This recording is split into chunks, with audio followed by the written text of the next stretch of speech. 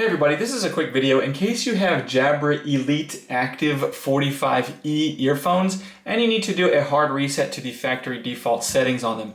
Now you're going to want to do this for one of two reasons. The first one is troubleshooting. If these earphones are not connecting to your Bluetooth device, or they keep disconnecting, or if they're not making sound properly, if they seem to be not responding, anything like that can very often be fixed with a hard reset to the factory default settings.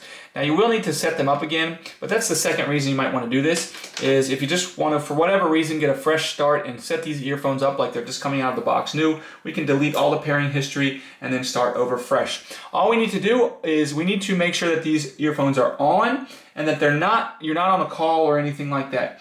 And then with them on, we're just going to come in and we're going to simultaneously hold the volume up and the multifunction button for 5 seconds until you see the LED lights on the unit, on the earphones.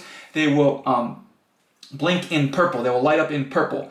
Once they've lit up in purple, then you can go ahead and repair them as though they're a brand new set of earphones.